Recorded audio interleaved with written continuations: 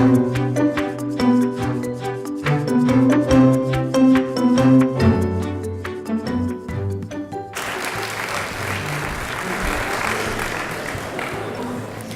morning. Okay, one more time, just for fun. Good morning. Wow, did we all have an amazing time last night at Graceland?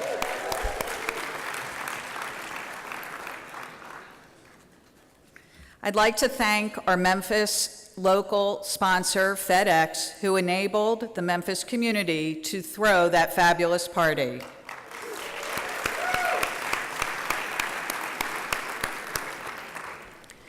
When it comes to strengthening the new Jewish community, our thoughts turn to our future leaders, and in this changing world, how can we attract them to the JCC movement?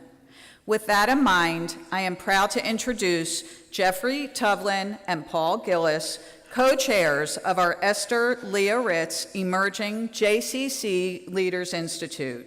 Jeff and Paul will tell you a little bit about this wonderful program and will recognize the class of 2018.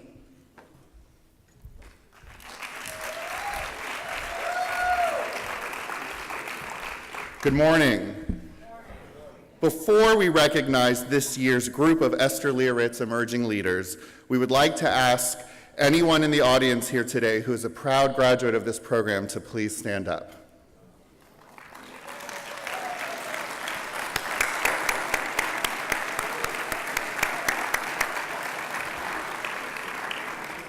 We know just from our biennial registration that at least 11 of you are current JCC board chairs, 18 are past chairs, 11 are incoming board chairs, and others hold a variety of offices at your JCC boards.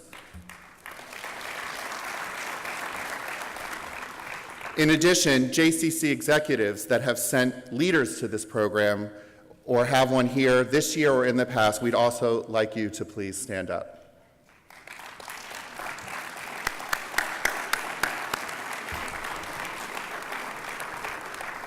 These are the people who will shepherd us into the new Jewish community. And as you can see, our future in the JCC movement across North America is in great hands.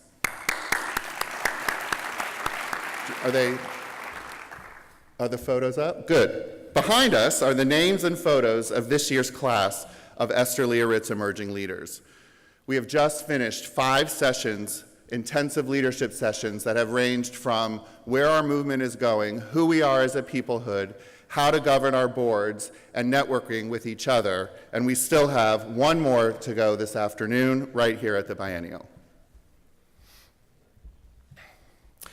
Our remarkable rising stars are primed and ready to continue to develop their leadership skills. They'll take them back home with them. It's our privilege to recognize a truly impressive group representing 28 JCCs. These 45 Esther Leah Ritz Emerging Leaders honor the legacy of renowned past leader Esther Leah Ritz. She was the first woman to lead the Milwaukee JCC before going on to lead several national and continental Jewish organizations, including this one. When she became the first woman to chair the JCC Association's board, she was on a first-name basis with Israel's former Prime Minister Yitzhak Rabin and served as an example of Jewish leadership for all of us. We now ask that all of our 2018 Esther Leah Ritz Emerging JCC leaders please stand up.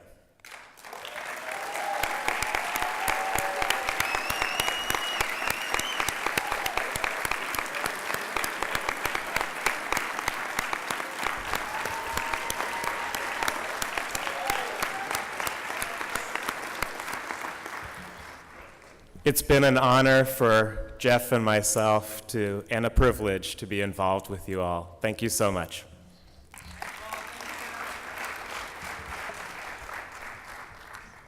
Please welcome Doron Krakow.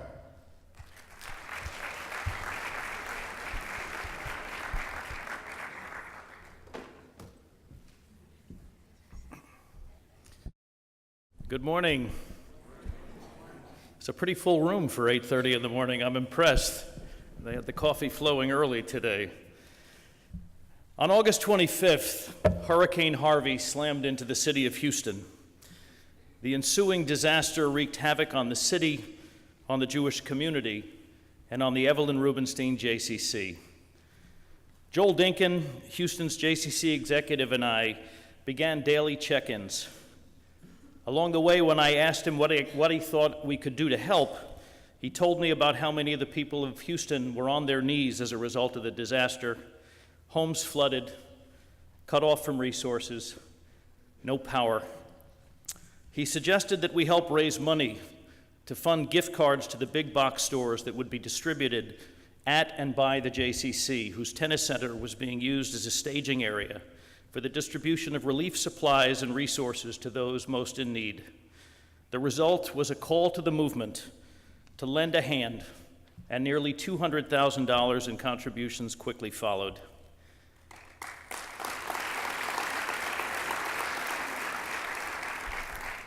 But it didn't quite feel right. Fundraising, notwithstanding the fact that we do plenty of it, isn't really our sweet spot. That's what the Jewish federations do so well. And it showed in this case, as the federations across the country raised more than $17 million to assist in the recovery.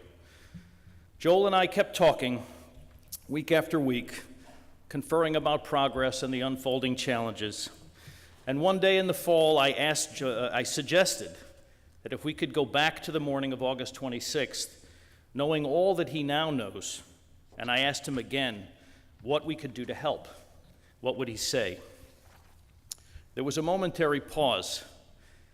Then he said, what I could really have used was 6 early childhood educators, 2 IT staff, a facilities director, and maybe a JCC exec or 2 to whom I could offload some of the responsibility. What was needed was skilled manpower, and it was like a bright light suddenly came on. Well, I don't know, it's like an Edison moment there or something. That's just our sweet spot. This movement employs 6,000 full-time skilled professionals dedicated to community service, to lending a hand to members of the community in need. These people answer the bell each and every day in cities and towns across the continent, and we are privileged to have them in huge supply. So what if we could harness this workforce to create a roster of rapid response talent, deployable in short order in the aftermath of any natural or man-made disaster that impacts a JCC, or in a community in which the JCC will play a central part in the recovery effort? What if we could ascertain the readiness, interest, and enthusiasm of JCCs across Canada and the United States for just such an approach? What if we could find a training partner, an expert in disaster relief, one that had extensive experience in these types of scenarios, including the kind that struck North America in such unthinkable numbers during the past year? What if we had access to a pool of resources that could help us get such an initiative off the ground? I'll tell you what. We would discover that a growing number of JCCs across the field already have direct experience in just this kind of effort and are eager to share what they know. We would convene key professionals from these JCCs to serve as an advisory committee and work together with us to evolve the concept. We would discover that IsraAid, one of the premier disaster relief organizations in the world, not only puts Israel's best foot forward in places like Nepal, Haiti, and Kenya, but that they have been on the ground in Houston, in Puerto Rico, and in Sonoma County. We would tap into a strategic action fund established through the generosity of members of the JCC Association Board to provide a new CEO with resources specifically earmarked for innovation. We would call our new initiative J-Response, and we would gather a pilot cohort of lead professionals from across the field for an inaugural training program. In fact, we would probably do it right here in Memphis. Ladies and gentlemen, it is my great privilege to introduce these pioneering professionals, the leading edge of J-Response. Please stand.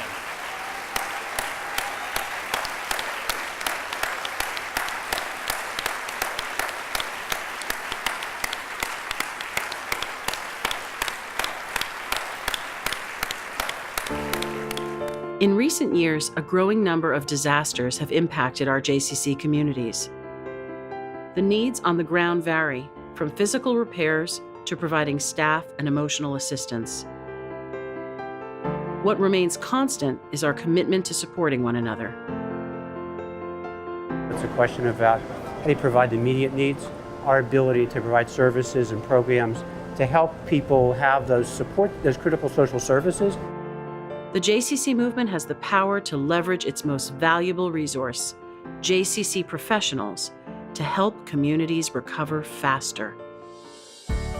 Together, IsraAid and JCC Association are training our professionals to respond to crises. We look forward to working together with the JCCs across North America and to provide support for disasters within the U.S. J-Response: relief, rebuilding, resilience.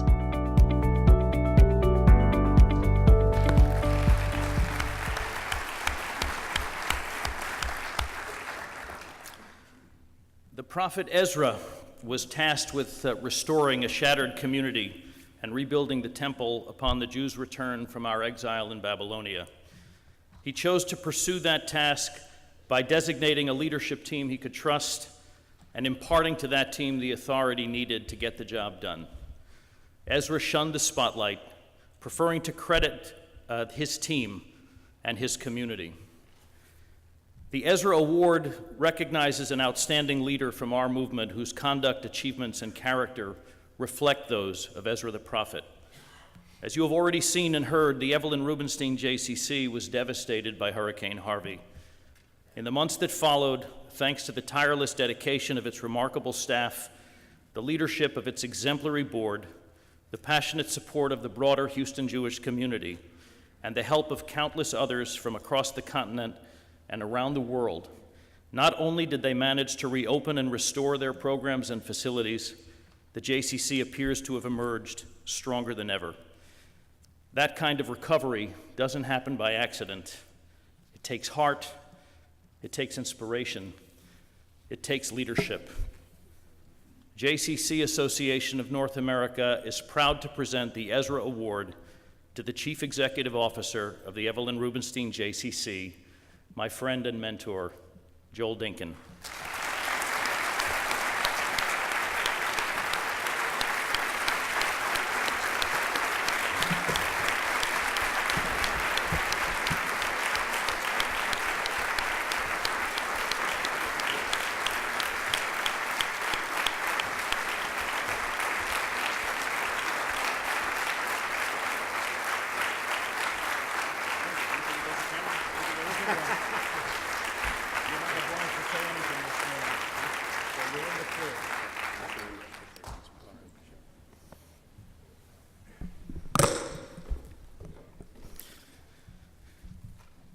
We don't know where and when the next disaster is going to strike, but we know it's coming, and we need to be ready. J-Response is in its infancy, but in time, it will evolve into a continental network, on call and standing by, to swing into action in an hour of need. The JCC movement can become the place where aspiring professionals go to combine their commitment to service in the Jewish community with an opportunity to train for disaster relief and to be deployed when needed. J-Response will grow beyond the full-time talent pool to include participation from our 32,000 part-time and seasonal staff and to tens of thousands of volunteers and members from across our community. The potential is huge, and every journey begins with a single step. I'm so proud that we were here together when we took this one.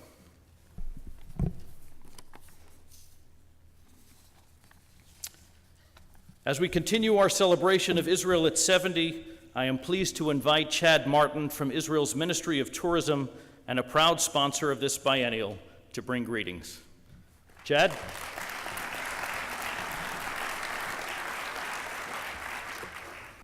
Shalom. Boker Tov. Y'all. We'll get to that. We'll get to that in a second. My name's Chad Martin. I'm the director of the Northeast for the Israel Ministry of Tourism. For those of you folks that I haven't had the opportunity to interact with, yes, I am Jewish. And I've worked in Israeli tourism for the last 12 years of my life, the last 2 having the honor and pleasure of working for the state of Israel. And with that, I bring good news. Israeli tourism is better than it's ever been before. And that is for the last few years. The graph is a little askew because of the way I did the numbers, but last year, they are real, but we went from breaking the record in 2016 at 650,000 tourists from North America to shattering that very record with 815,000 tourists in 2017. We basically have shattered every single record that there ever was in Israel. I'm fairly confident going back to biblical times, fairly confident with that. And you can see in the blue that we're just barely below the 1 million mark, and we're very confident that we're going to reach that level. So it's an amazing thing to talk about, especially the positivity that comes with it. And what I wanted to say about that is thank you to you. Give yourselves a round of applause, the JCCs North America. And the reason, some people might say, why? Well, because at the Ministry of Tourism, we actually have a number of people that are very much the product of your program. I myself am from Youngstown, Ohio, and grew up at my JCC, but maybe a little bit more importantly, my colleague Sarah Cherney-Mond is a native of Memphis, Tennessee, and our mothers were very eager to share the most embarrassing photos of us at our home JCCs when we were growing up. And so Sarah and I both know very, very well the value of the JCC.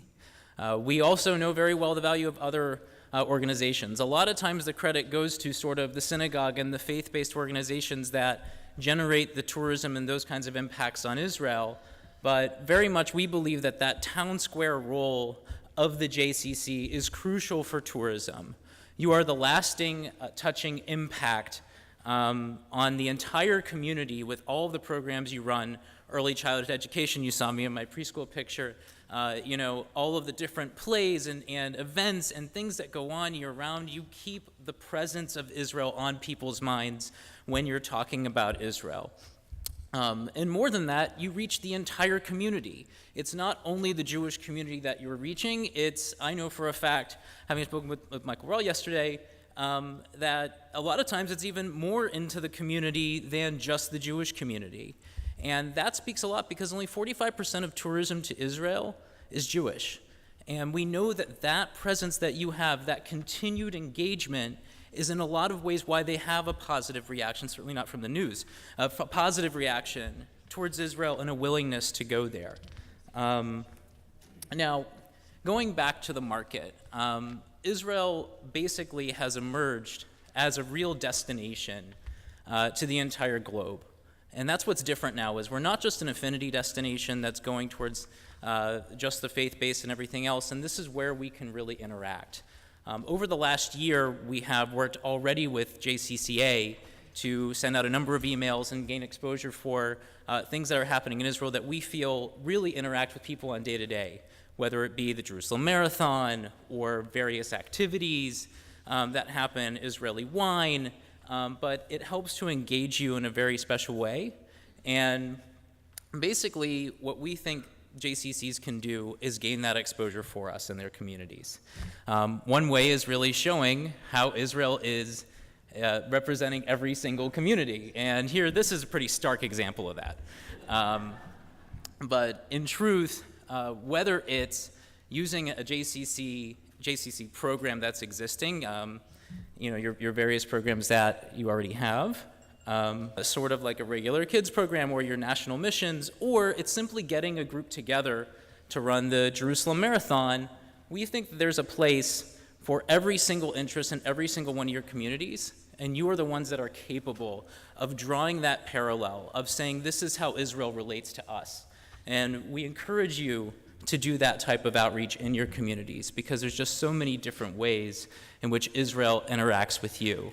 Now, why would you go and do that? Well, I think that's self-evident in the fact that we have an Israel program here, but I see Israeli tourism very much in the role of Jewish causes as I do the JCCA. We are the forum where the magic happens. When people go to Israel, it's exactly how they are when they're doing that whole life cycle of continued interaction all at once at the JCC. And I think that by really facilitating that, you can grow your communities amazingly well, build out our narrative, and share yours. So thank you very much. I think that there's a lot of work to be done, and there's already so much that you've already done. So thank you very much for that.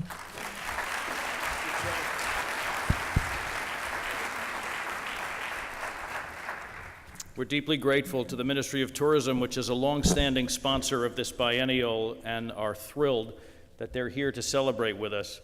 Before we pause, there are just a couple of things that came to mind as I was standing off to the side of the stage. So first of all, I know everybody very politely said yes, Doron. We are called Memphians here, but nobody else is using that term. So is that a real term or what? It is?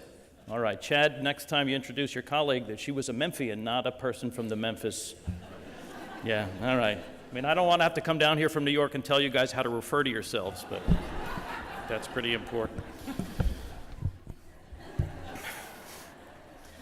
I'm a little more nervous this morning, I don't know why, than yesterday, but I think that as we head into the main portion of the program here as we celebrate Israel at 70, I realize that I have reason to be more nervous because there are times when you stand in front of a room and one of your teachers is in the audience, and in addition to the need to try to make an impression on constituents and colleagues and lay leaders and board members, you know that if your teacher is watching, you have to be particularly careful. And to be in a room where we're going to be talking about and celebrating Israel, and to do so in front of one of the great teachers on the topic of Israel and the Jewish people is a particular privilege, and I need to take a moment to acknowledge my teacher, Avram Infeld.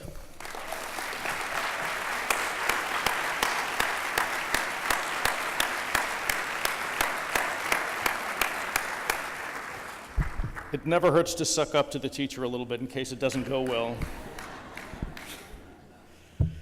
I've been working on Israel and Israel-related initiatives as a professional in the Jewish community for the last 25 years, and it's always been about trying to help members of the North American Jewish community recognize and appreciate the significant part that Israel can play in building and strengthening Jewish life, and underscoring again and again how privileged we are to be, as I said yesterday, the first generation in 2,000 years born into a world with a sovereign state of Israel. And yet, nevertheless, we seem to hear an increasing chorus of Israel is really a divisive topic, and it's hard to talk about in our JCC or in our synagogue or at federations because the topic seems to upset people. We're not happy with this thing that the government may be doing. We're not happy with that aspect of how Israel is portraying itself in the media, and maybe it's just easier not to talk about it at all. And when we do that, we pay a steep price in terms of compromising a central aspect of our lives. My observation as somebody working in the field is that these days, 95% of the time when the topic of Israel comes up anywhere in the Jewish community, it comes up around only two topics: the peace process, or geopolitics and questions of left or right, or the Orthodox, non-Orthodox divide, which in recent months has been all about the Kotel Agreement, the unfulfilled expectations of the Kotel Agreement. And not coincidentally, these are two topics about which we all feel very passionate. So if you bring one of those topics up in a room, you can rest assured that half the people in the room are going to have their blood start to boil about one side of the argument, and the other half will be similarly irritated about the other side. The upshot being that all we do is get angry and discontented. And if you're in the organized Jewish world, the last thing you want is to gather people around, a room full of people around an angry, discontented topic. So again, much more easy to leave the topic aside than to do justice to it. Pirkei Avot, the ethics of the fathers, talked about, in speaking about the Torah, said that the Torah has 70 faces. And the interpretation of that message, of that wisdom, was that the Torah is such an extraordinary and comprehensive resource that there are 70 different ways to interpret it, no one more correct than the other. And I believe that Israel is so extraordinary and comprehensive that there are 70 faces of Israel with which we have to become acquainted as well. To spend only time and energy on 2 of 70 faces shortchanges us on the opportunity to become engaged and impassioned about the nature, the scope, the extent, and the significance of the state of Israel. And guess what? Among those other 68 faces are Israel, the startup nation, breakthroughs in medical research, extraordinary achievements in desert science, in high tech, in agricultural breakthroughs, water research, the spirits of innovation, 12 Nobel Prizes, 10 Olympic medals, a progressive democracy that is a beacon to the LGBT community all over the world, a world leader in accessibility and in overcoming disabilities of every kind, a place of poetry, of literature, of song, a world leader in restaurants, in wineries. It's the land of the Bible. It's the embodiment of Herzl's dream, of Ben-Gurion's vision, of Golda, the first woman head of state in the Western world. It has extended a hand to Jews in need wherever they are, bringing home the Jews of Yemen on Operation Magic Carpet, and the Jews of Ethiopia on Operations Moses and Solomon. It has rescued hostages taken from an Air France jet to Entebbe in Uganda on Operation Thunderbolt. And it proudly extends a helping hand around the world in the aftermath of natural and man-made disasters of every kind. Somehow, we've lost track of the need to showcase these faces of Israel around which we can instill pride, energy, and conviction in the members of our community, around which we can build our community. Imagine, if you will, in the JCCs spending 95% of your time on the 2 most divisive topics you can bring. Imagine if it was all about whether and how long to be open on Shabbat and what the appropriate price of membership is. And doing that virtually to the exclusion of everything else. It sounds ridiculous, and yet I'm sure that those are issues around which everybody in the room feels passionate on one side of the topic or the other. But I have no doubt that if that's what you focus 95% of your time on, you might as well hang out a going out of business sign on the front door. Rabbi Milton Steinberg's 1939 novel, As a Driven Leaf, told the story of Elisha ben Abuya, who struggled to live in 2 worlds, the Jewish world of his fathers and the Roman world, the modern civilization of the age, destroyed his chances to live in either. Today, here in arguably the greatest civilization in the world, we face a similar challenge. And we can't have it both ways. We can't struggle to be a supporter of Israel around the things that make sense to us, but a critic of Israel around the things that we don't like, at the risk of taking us to a place where we are neither here nor there. That dilemma is the topic of this morning's plenary. And I have the great privilege of introducing our speakers, 2 longtime and valued friends, and 1 new and treasured one. Our moderator, Professor Gil Troy, is a distinguished scholar of North American history at McGill University. The award-winning author of 12 books, he chairs the Taglit Birthright Israel International Education Committee. He is a proud product of Young Judea, and his latest work, The Zionist Ideas, Visions for the Jewish Homeland, Then, Now, and Tomorrow, was recently published to coincide with Israel's 70th anniversary.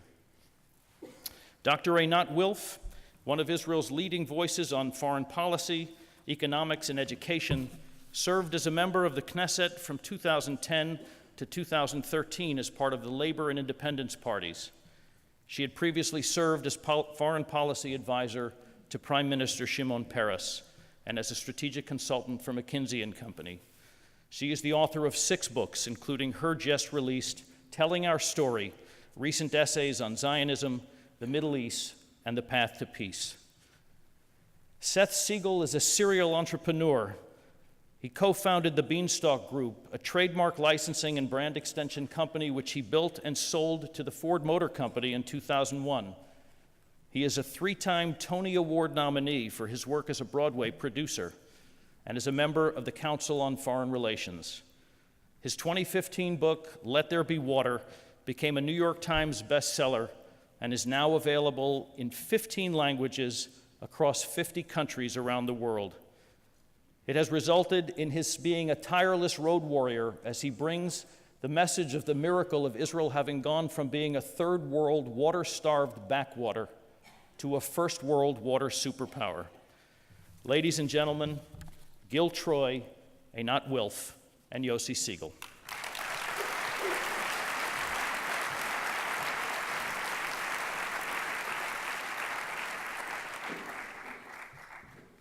Boker Tov. Wow. Did you just hear that amazing list of accomplishments? And did you see that opening video about how Israel has more patents than Russia, India, and China combined? And we just sat here? We should have stood up and cheered.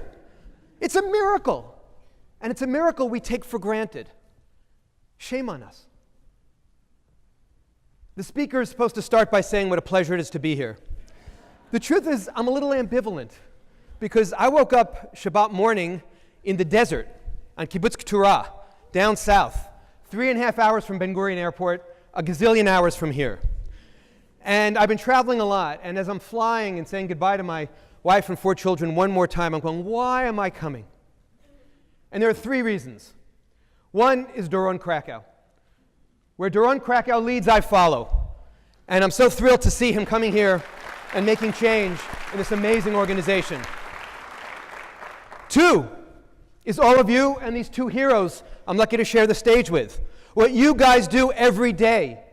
You are creating a new generation. I love that notion, Chad, of town square. And in this crazy world of ours, in this divisive world of ours, to create a town square, that's a holy mission and not an easy one.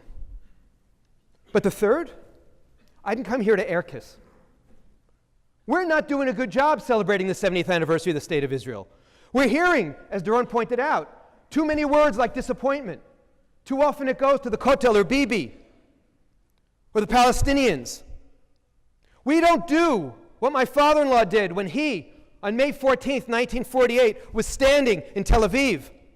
And we were smart enough when he turned 90 to get him on videotape. And he told the story, and he said, I hear Ben Gurion, that beautiful bald man. I love him for some reason. And my father goes, look at me, I'm alive. He holds his lapels of his jacket. I'm alive. He'd come from Romania. He knew he was a mistake. Hitler missed. And he ended up in Palestine.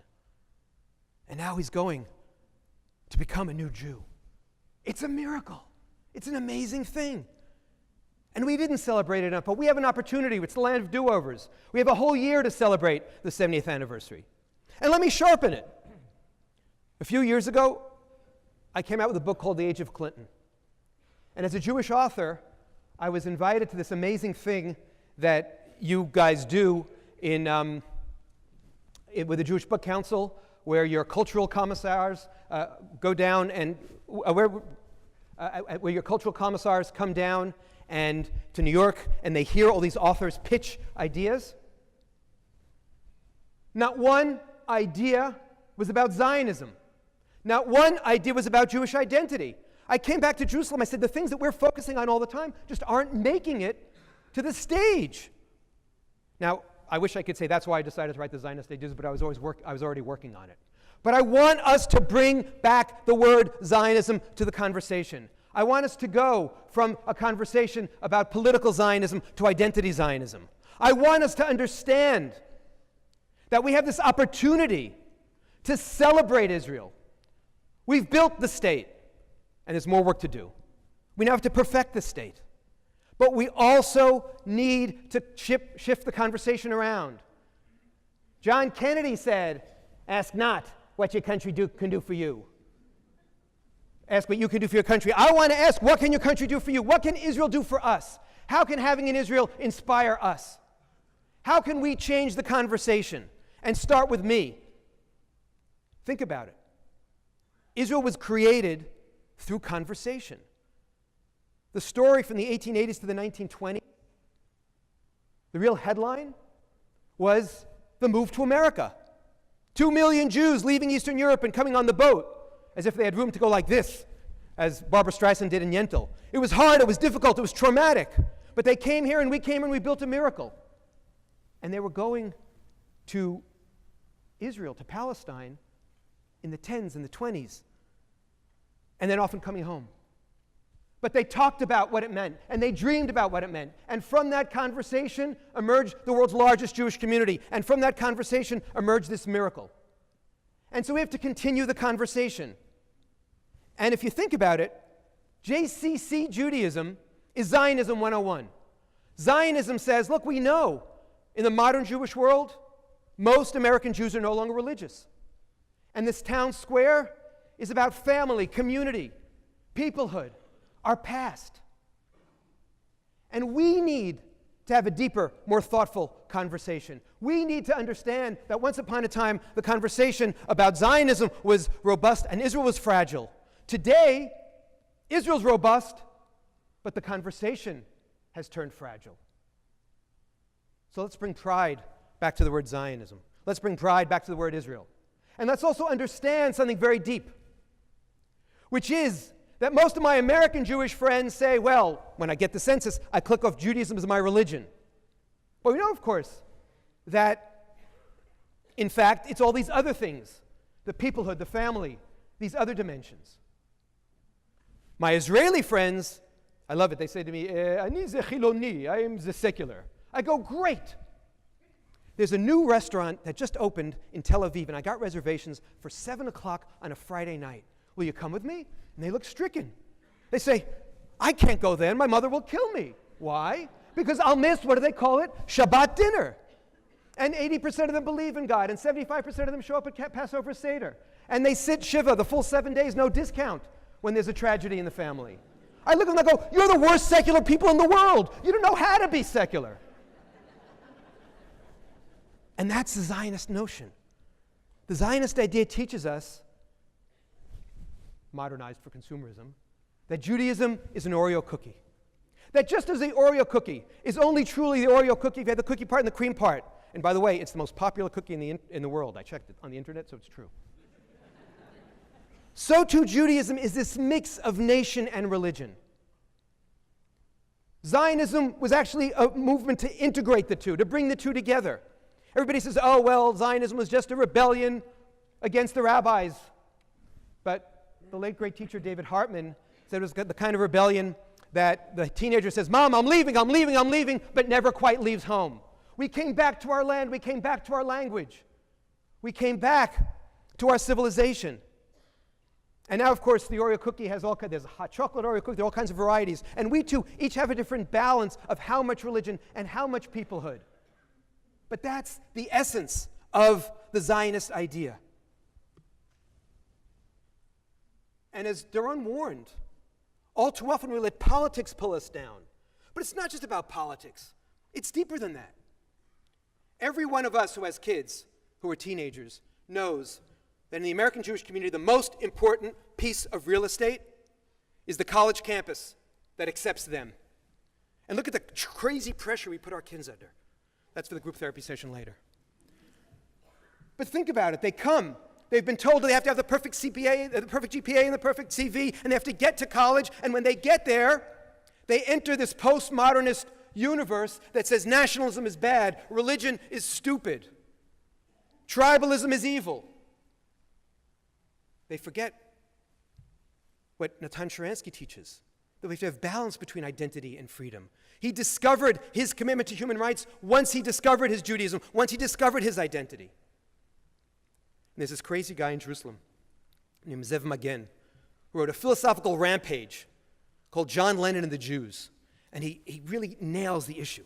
Because we always want to be citizens of the world. We want to be so open-minded that, as Mama Troy warns, our brains fall out. But he says, no, we have to be rooted.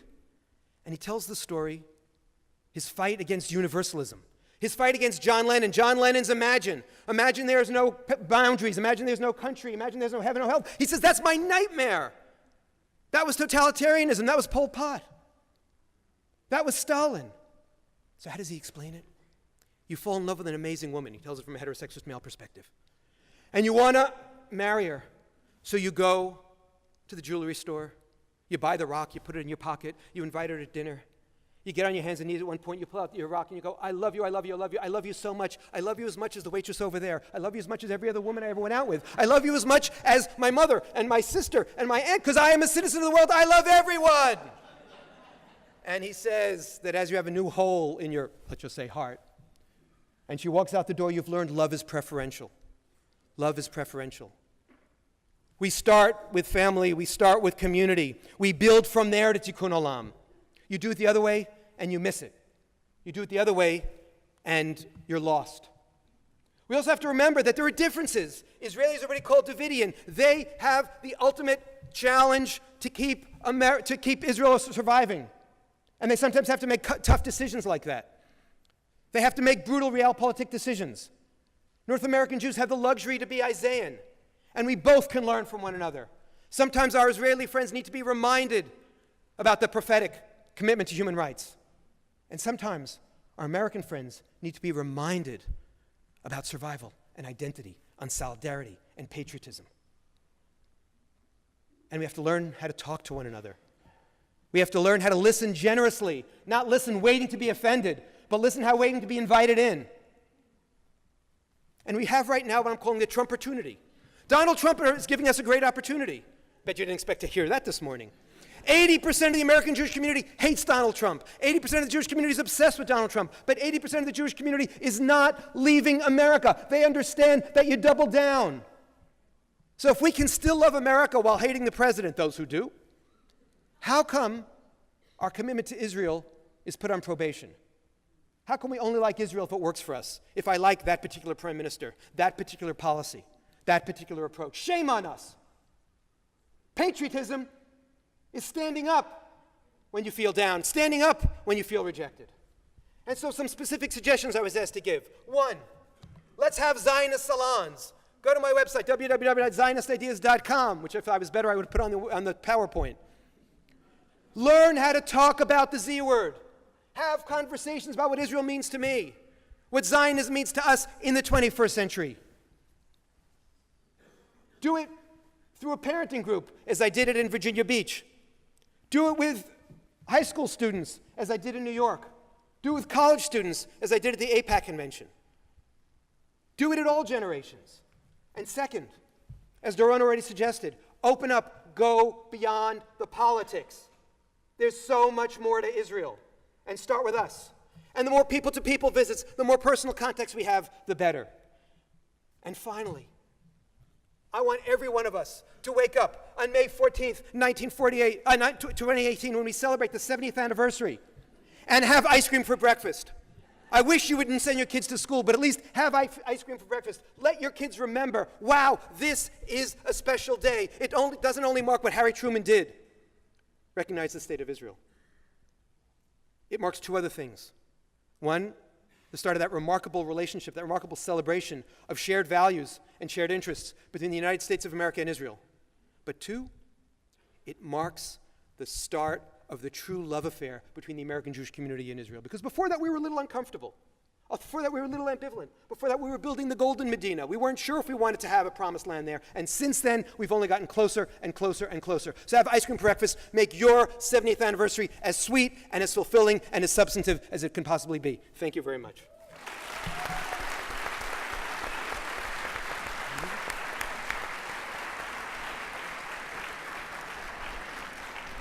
And now it's my pleasure to turn to Einat Wilf, who will speak about her vision. Okay. As I shift from speaker to moderator. Okay. So first of all, thank you. It's my pleasure to be here. And I want to make a case for the argument that arguing is what makes community rather than divides a community. That what Doron and Gil described as people getting passionate, angry, fuming about an issue is actually what builds a community. So when I saw Gil's presentation in preparation for this event and the Oreo cookie and Gil talking about the importance of religion, I, of course, started fuming. And I still like Gil. So because I was like, that is deeply, deeply offensive. There is absolutely no need for religion to be Jewish. That is what I go around speaking about, and we started yelling at each other, and it was a whole lot of fun. So I want to make the case for them. One of the talks that I like to give, I give talks to many groups that come to Israel for the first time, non-Jewish groups. And I often give the first talk, and the talk is, what does it mean when we say that Israel is the Jewish state? And when I begin the talk, I promise those who are listening that if I do my job well, at the end of the talk, they will be far more confused about the topic than they are at the outset. And I begin by taking them through kind of the span of Jewish history, the going and coming back, the leaving and coming back. I always like to let them know, especially since they come from very different countries, that except in English and in French, the history of our people is the history of the people of Judea. That anyone who speaks any language except French or English would recognize as the Yehudim, the Yudah, the Judaya, the Judeo. So there is an understanding that this is who we are. And I tell the story of the Judeans in exile, and I tell that for centuries being Jewish was a single package. We were a tribe, a people, a nation. We had a covenant with God. We had rituals. We had a common past, and most important, we had a common future. And then I talk about the modern era that began to break this package apart. And suddenly you could be a Jew of faith, of religion, of ritual, but your nationality being French, the new idea of the secular nation.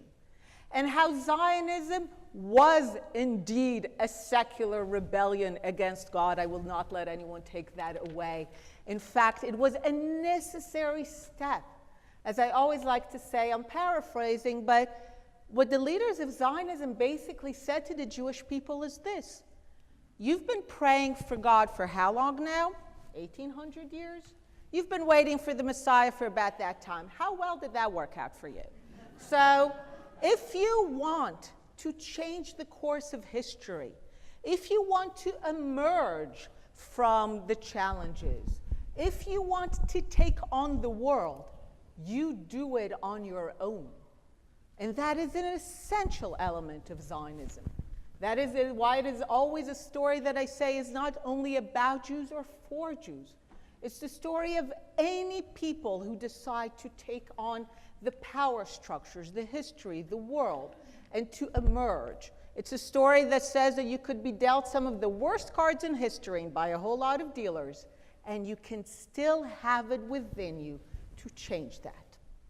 And then I tell them about Jews who did combine religion and Zionism and made religious Zionism, as I like to say, their way of combining religion and Zionism, despite Zionism being such a secular rebellion, is to say, you know what? God works in mysterious ways. For some bizarre reason, God has chosen the godless atheists of communism to be the bearers of the Zionist idea. It's a bizarre choice on behalf of God. But God works in mysterious ways.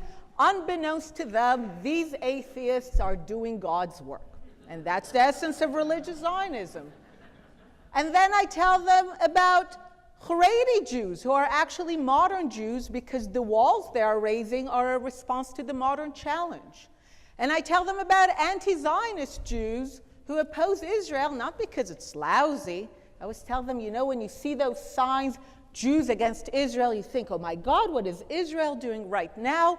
And then I'm saying it has nothing to do, their opposition to Israel is theological. They actually understood Zionism as this secular rebellion against God and Messiah, and they said, no, you wait, you pray, and God will do it in his own good time. So I confuse them thoroughly about what it means to be Jewish, especially in the modern era. And then I ask them, so who decides what's the right way to be Jewish and the wrong way to be Jewish? We have no pope. We have no church. We have no arbiter of doctrine. So I ask them, who gets to decide what's the right way to be Jewish or the wrong way to be Jewish? And then I give them what is I promise to be the definition, the ultimate answer. I say, what do Jews do? Argue, right? That's what we're known for. We argue. We debate. And then I give them the ultimate definition of what it means to be the Jewish state. The Jewish state is the one state in the world where we get to argue about what it means to be the Jewish state. And I contend that it's actually a precise definition. That Israel and Zionism have been an ongoing, fierce, vocal, passionate debate on what it means to be the Jewish state. And I describe how as a member of parliament, I would sit on the plenary floor and listen to members of the parliament of the state of Israel say anything from Israel is a colonialist apartheid enterprise that will one day disappear. They are represented in the parliament. All the way to, I celebrate and yearn for the day that we will build the third temple, and to the Herzlian secular visions of people like myself. All represented in our parliament. I often would think, I doubt that there's any other parliament in the world with that range of opinions about the very foundational idea of what the state is. And that is, by the way, why Israel is a democracy. Israel is a democracy because of that argument and debate. We don't have a constitution. That's not why we're a democracy. It's not our laws. What makes us a democracy is something my colleague calls the habit of legitimate debate. It is the fact that we have for decades engaged in this habit of debating, yelling at each other, but we acknowledge that at the end of the day, even though I'm fuming and I'm angry, we are all participants to the legitimate body that debates. I would often say, Doron said, it's difficult to talk about Israel. And certainly in my experience in parliament, I'd be like, how is that difficult? That's all we do all day. But what's difficult is when people think that an argument is a problem. So I want to argue that we should celebrate the argument. That's what we have. And I want to argue that by engaging the muscle of legitimate debate, by having this habit, that's what builds community. That's what makes us a people, because we're passionate. And that, in a way, what I want is to bring to the JCC is a bit of that yelling and Israeliness, if you will allow me, of understanding that you can argue, yell at each other, be passionate, but in doing so, you are actually signaling to each other that we all care, we are part of it, and what we are celebrating in being together is the argument. Thank you. Thank you.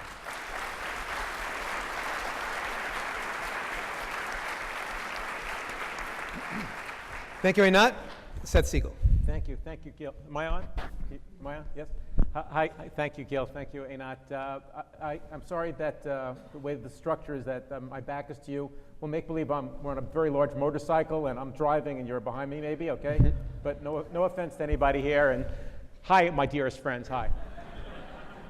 So I come about being on this stage in kind of a weird way, because I was probably more like most everybody in this audience just a few years ago, and I was reading, maybe I'll even take this, and I was busy reading Einat and Gil's work on a regular basis and enjoying it very much, and probably like lots of you, getting myself as smart as I possibly could about Israel. And then one day, I'm a member of a foreign policy think tank, and one day I happened to attend a meeting of this organization, and a sparsely attended meeting at that, and there was a speaker from the US government, a fairly senior intelligence official, who comes in and reports that by the year 2025, at that point it was very far away, now it's pretty close, by the year 2025, water scarcity issues will start plaguing the world. It will be disruptive to the world. It will lead to higher food prices, to global instability, to the failure of many states that are important to U.S. defense architecture, and will even indeed require a rethinking of America's about $700 to $800 billion annual defense budget. And he didn't say, but later on, I got friendly with the guy, we raised the idea of that it will lead to a massive humanitarian flow. You know, Houston or the Syrian civil war are significant humanitarian problems that we have difficulty digesting. But if we're talking about a world in which tens of millions, maybe even hundreds of millions of people will be living in places that are running out of water, it's going to create a humanitarian crisis unlike anything we have ever seen, even dwarfing things that happened during World War II. So I left this meeting gravely concerned because I was worried about the fact of what does this mean for the world? You know, I'm, to Gil's point, I'm sort of a Davidian and Isaiah. You know, I'm a universalist and a tribalist at the same time, probably like most everybody here. And I found myself worrying about what this means for the world, but I also, having been to Israel a number of times, knew it's a dry country, know it doesn't rain very much there. I left the meeting very worried about what this means. So I went back to my office with the wonders of the internet, started reading and reading and reading, and realized two amazing things. First, the problem is significant, and now in the intervening about 6-7 years since this first moment, I've come to realize, we've all come to realize, we read the daily newspaper, how severe this is. This is now a horrible problem. It's resulting in terrible economic and social problems all around the world, and it is getting much worse and rapidly. It's not incrementally getting worse, it's sort of parabolically getting worse. But the second thing is that I was reading, and I was discovered to my amazement, here I am a Zionist, I read Einat, I read Gil, I read daily, Israeli news, and I didn't know that Israel had somehow or other figured out a way to go from being a desert country to a water superpower. And over the next couple of days, I asked some friends who were very Israel smart, to finish the phrase, when I think about Israel and water, it means, and they'd fill in a sentence. And most every one of them came up with words like drought or scarcity or trouble or something like that. And I realized that I had what I had been looking for. We all are looking for ways to go beyond the narrow talking about the conflict and about pluralism. Now, I believe that it is important to not ignore either of those things. It is important to talk about both of those things.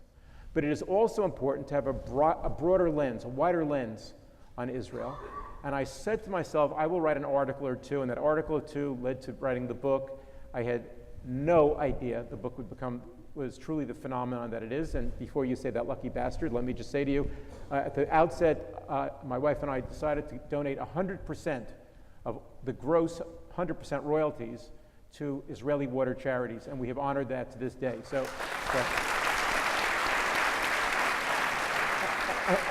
And you know what? By the way, every one of us here does all kinds of volunteer work for the community. I regard this as my volunteer work to the community too. So thank you, though. And so this begins. And I wanted to share, because Doron is sitting right here, I want to tell an origin story, even though I have a scant amount of time. So I called up, I figured I'm now going to write a book.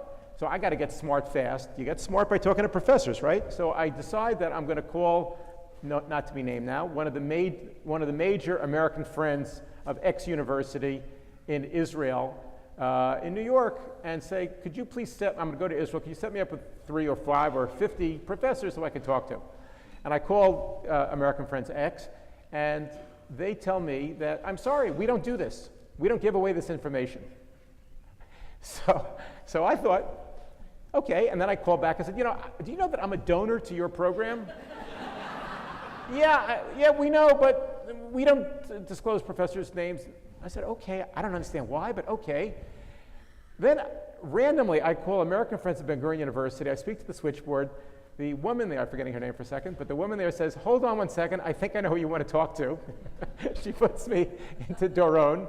And Doron says, who I did not know, I didn't even know how to pronounce his name at the time. So he says to me, what are you doing for lunch today or tomorrow? And that set off an amazing door opener to the water world of professorships in Israel, and I ended up interviewing 220 people across the scope of the Israel story. Now, I will tell you quickly, and I know this is going to break out, and some of you may want to hear the rest of the story, so this is my teaser to get you to come to it, is that I want to share with you what I did once the book came out and became the phenomenon that it did. I've now been invited to speak all over the world with the different launches. I've all kinds of stuff. I won't go into detail. I've spoken in 27 U.S. states. I've spoken in almost 70 U.S. cities. I've been to L.A. 9 separate times and other cities multiple times, second time in Memphis. I will tell you that what I have discovered to my amazement, and I speak primarily to non-Jewish groups, although some percentage of Jewish groups too, but I've discovered to my utter amazement, and maybe you can take this back and use this. I've discovered to my utter amazement that I have not had essentially a single hostile moment. We all hear about BDS on campus. I've spoken at 44 campuses now. Harvard, Yale, Princeton, Stanford, University of Texas, Austin, and on and on and on. No problems. I speak at community centers, no problems. And on and on. And the reason I have figured out is this. When you are talking about solutions to people's problems, when you are sharing with them new ways of looking at the world, they want to hear it. Yeah, sure they want to hear about the Palestinians, yeah. And if they're Jewish, they want to hear about pluralism, sure, yeah. We don't want to ignore it. But once you bring them a new opportunity, they see the world in a completely new and different way, and they invite you in, and you become their dearest friend. I now have an email relationship with dozens, if not hundreds of people I've met on the road. So the final thing I want to say, because time is running out, is that I just want to point out one last thing. I think lots of us fall into one of two patterns when we speak about Israel. Either an apologetic mode or a haughty mode. You know, sort of a right-wingish, elbows out, screw you kind of attitude, or a, yes, you know, it would be better if this, if that. And I have a completely different attitude. Evolved over, this is my 257th audience I've spoken to now on the road, 2.5 years. I have an evolved attitude now. I've done hundreds of Q&A sessions, and this is what it is. Be honorable, but never be apologetic, because there is nothing to apologize for. Israel is a country among the nations, and there isn't a country in the world that doesn't have problems. There isn't a country in the world that doesn't have problems with minorities. There isn't a country in the world that doesn't have, at times, but not always, an over-eager police force or army. There isn't a country in the world that doesn't have questions of identity. And to put Israel on a pass-fail system, where the only passing grade is A+, sets Israel up for an always-to-fail model. And so my attitude is, I'm never apologetic for Israel. I'm always matter-of-fact, honorable, and honest about Israel. And I think when you do that, you can develop a rapport with your audience and your community in a whole and special different way. I'll stop here and turn it back to Gil.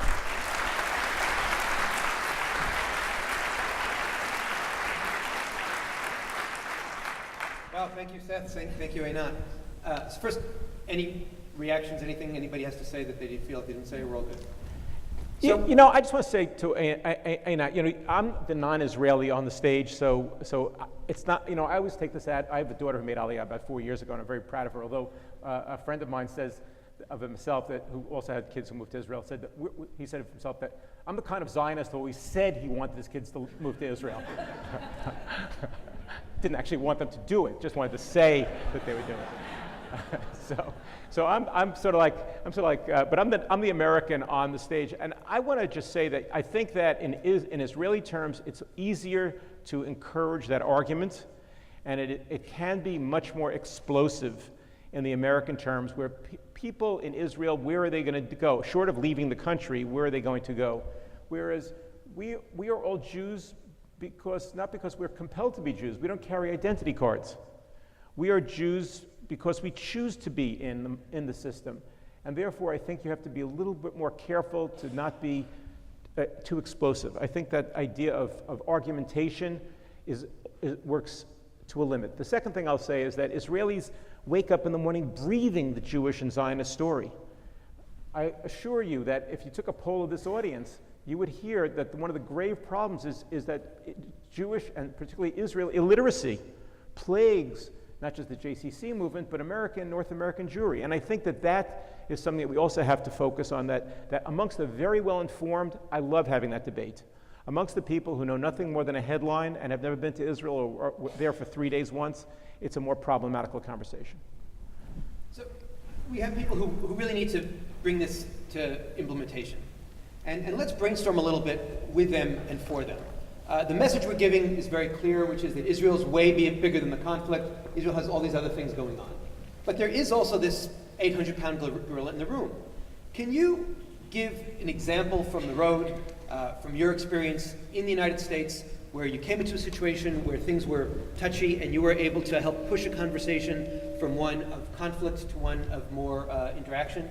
And you said that people haven't been hostile, but how would you take that message and apply it to a college situation where everybody's yelling and screaming about BDS?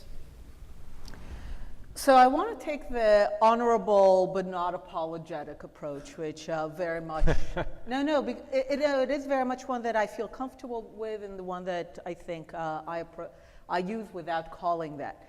My view actually, by the way, I mean, I'm all for Israel beyond the conflict and all the things we talked here.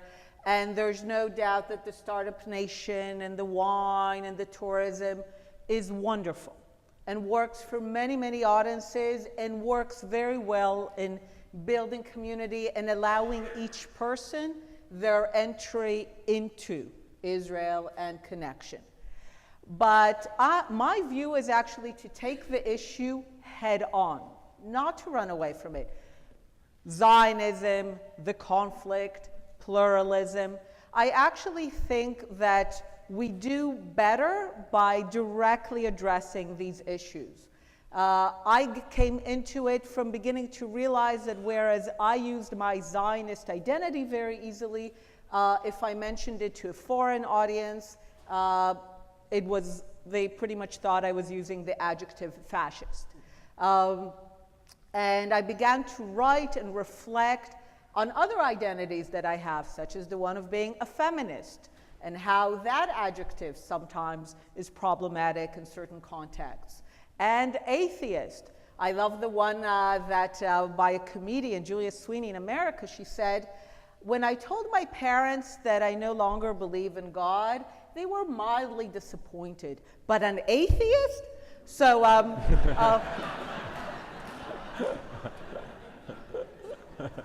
so it's exactly this notion that we really do need to address the labels, what they do to people, because there's something about labels that projects a certain confidence, and it's the confidence that's sometimes the problem.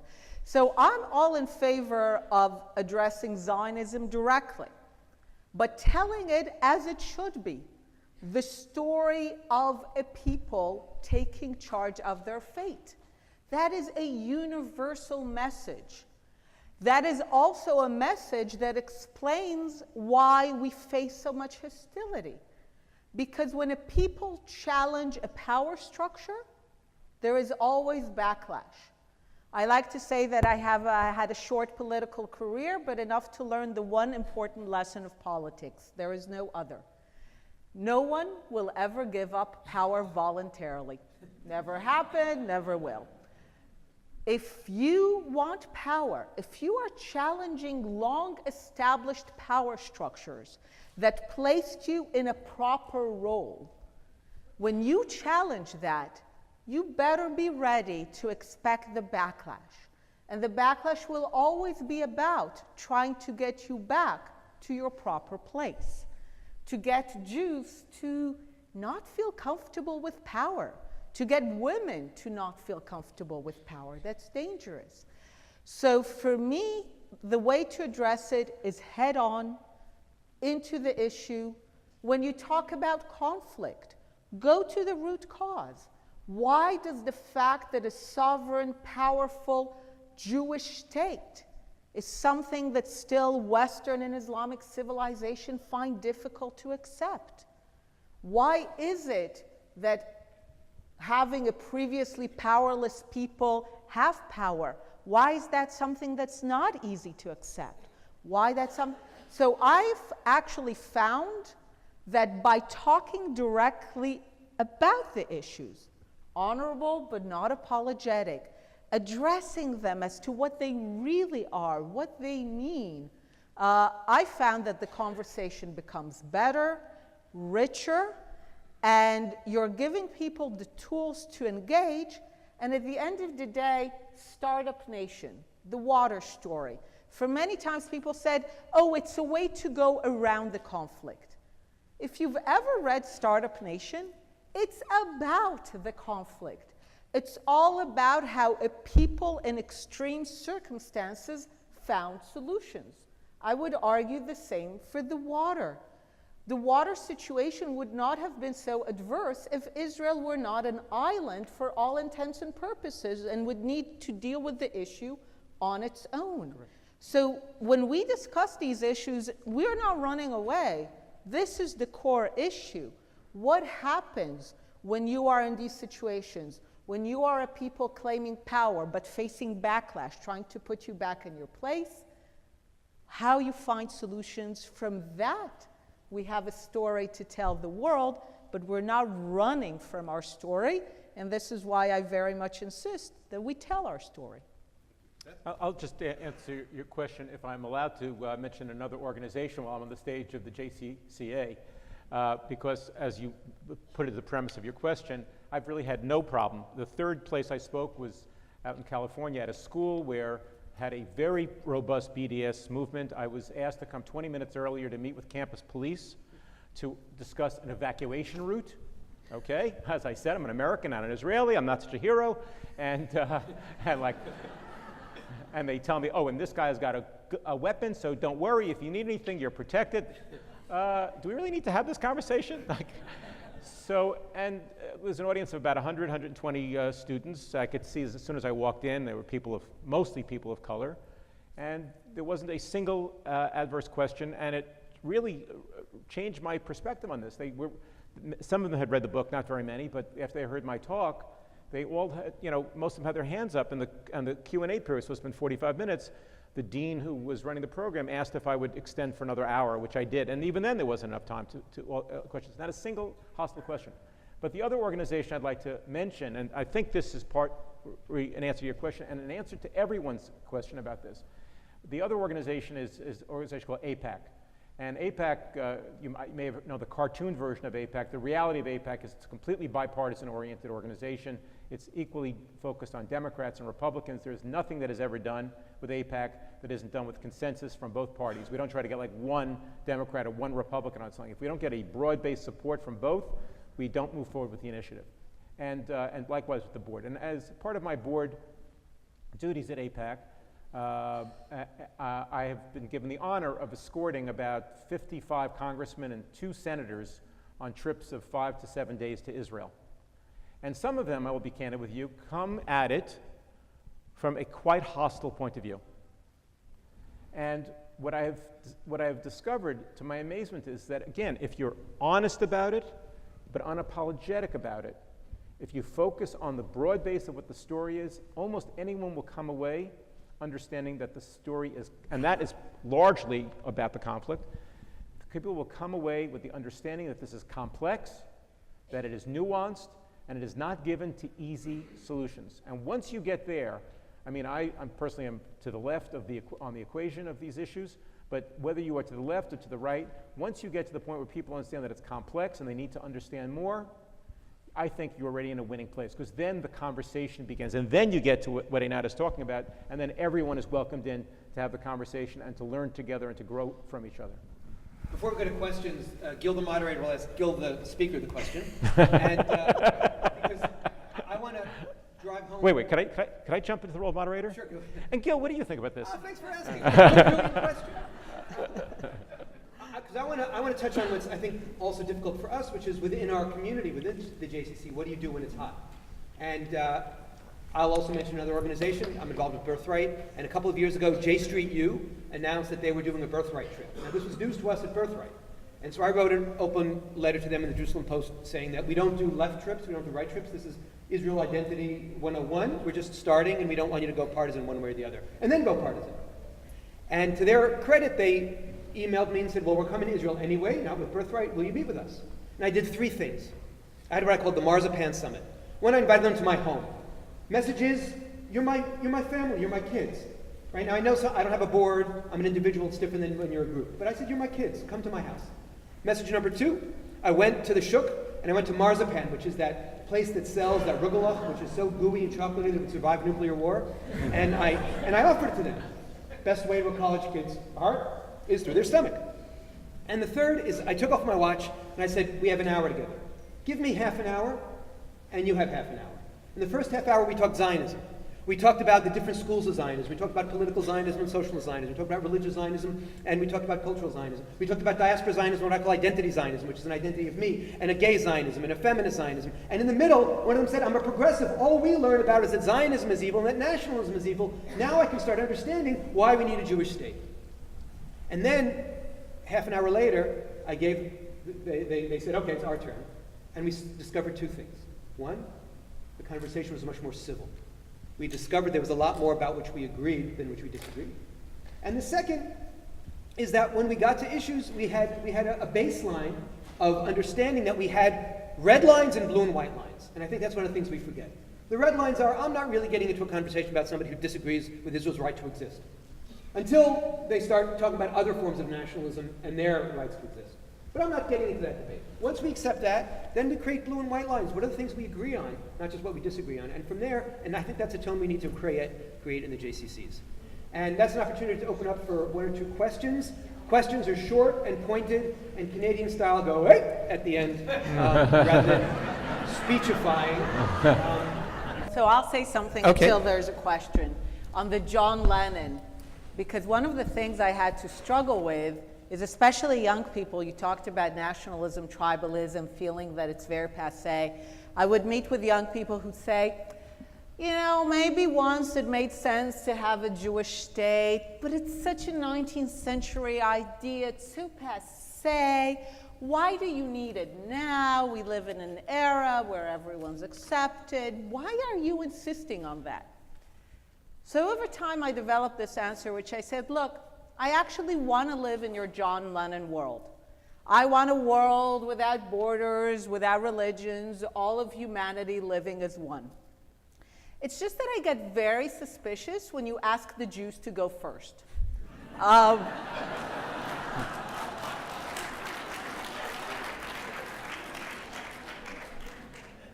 And in many ways, I found that gets to them because, and then I say, look, we'll play ball. There's 200 countries in the world, nation states basically. We'll be number 100, right? We'll play ball. When 99 countries fling open their borders, get rid of any markers of history, culture, anything special, we'll disband. And that's, when we'll be part of it. And that, in a way, gets to people to the understanding that there is always the universal vision. All of us are really talking, in many ways, about the universal vision. But you come to it from the particular one.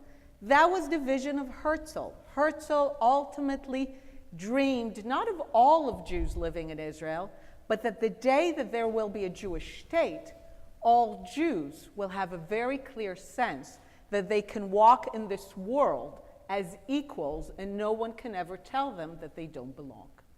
Thank you. So it's time for me to summarize this complex, multidimensional experience. First, I want to thank the two of you. When you hear how smart they are, you realize how dumb we are. No, really, you realize how bad and pathetic and simplistic the conversation is about Israel. And so I want us to thank Seth and Einat for coming here and educating us. One question, I'm in the wind up of my summary, but I'm going to... By the way, Gil, can I just say, is that I had said that 7 years ago I was one of you. And I want to suggest to you that probably, maybe one of the people wearing those nice T-shirts or one of the people who got the award today or will get awards, that Israel is a rich, multifaceted, extraordinary, exciting place. It's a tiny place, but it has layer upon layer upon layer that makes it global in size and history and reach and dimension. And that I would say that whether you do it to write a book and go on tour with that book, or whether you do it just to deepen yourself and your community, find something that you like to do, something that you're interested in, and dig into the question of, and how does this relate to Israel? What our antagonists do all the time is, no matter what we talk about, is they complete the sentence with, and what about the Palestinians? It's like that abysmal New York Review of Books review of a David Grossman novel, I think it was a few years ago, which was about a domestic drama where a family had lost a child, I think it was, and the marriage is breaking up. And the reviewer, in rage, says this is a racist book from David Grossman, I think it was, of all people. How could this be? How could they write a whole novel and not have a single Palestinian character? Well, of course that's ridiculous. Israelis can fall in love and fall out of love and have grief without having a Palestinian by their side in that story, which is not to say there aren't Palestinians in other parts of the stories, in other stories. But what you can do is you can figure out a piece of your life that you are excited about and say, and how does this relate to Israel? And then, and what about Israel? And no matter what that issue is, either A, you can embolden and enrich the lives of Israelis by bringing that idea to them, or you can bring what Israel is doing back to your community. Thank Sorry. you. So we have time for one question. Hello, you hear me? Yes, okay.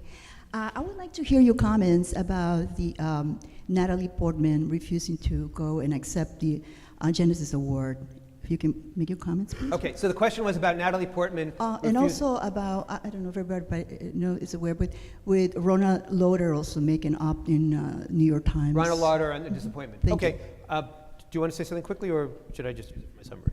Use it first. Okay, so Natalie Portman is actually, she missed the Trump opportunity, right? She missed the opportunity to say, I disagree with A, B, C, D, E, F, G, all the way down to Y, but I also accept the legitimacy of the State of Israel. And if you read the articles that were done by the BDSers, they said, voila, now she's on our side.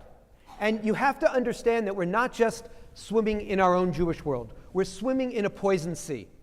And she didn't think through the implications of her actions. And she's a free person. She can do what she wants. I think we also have to be wary that we not worship celebrity too much. But to me, it was unfortunate that she didn't teach this generation that just as the resistance is, as I said earlier, doubling down in its pushback against Donald Trump, and yet I've checked. I actually spoke to the Canadian Embassy. There hasn't been a surge of applications going to Canada. And I know there hasn't been a surge of Aliyah, except for your daughter. And so if people aren't...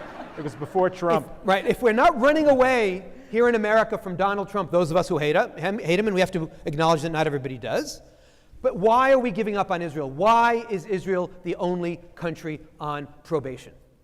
And similarly, I felt that Ron Lauder did two things that were really kind of outrageous in his op-ed. One is he didn't serve ice cream for breakfast to the kids.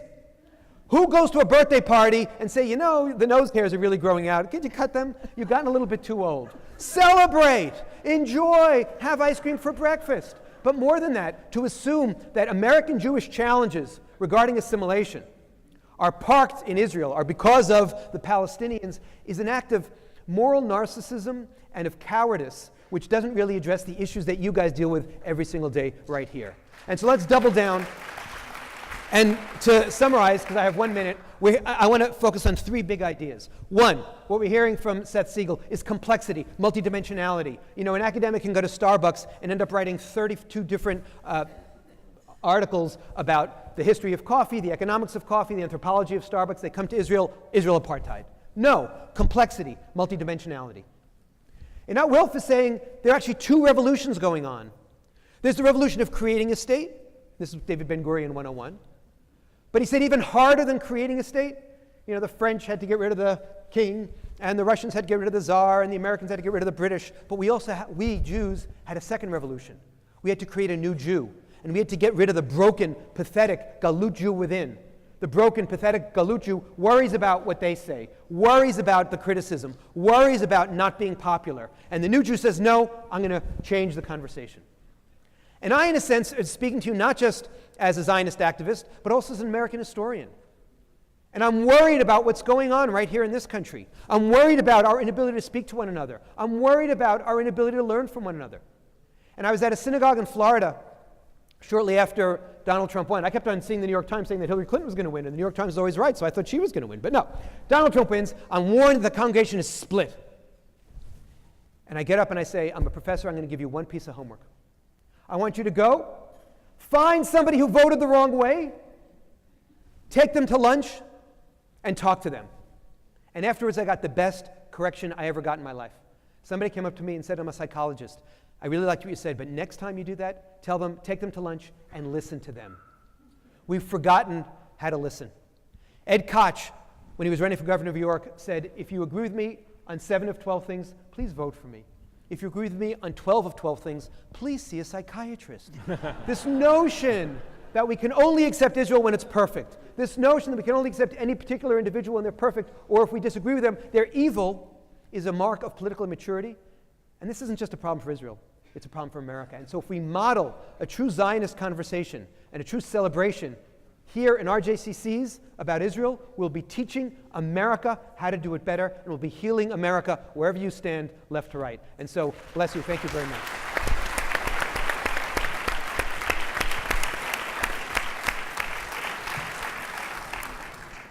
I want to thank all three of you, Gil, Einat, and Seth. What an amazing and inspirational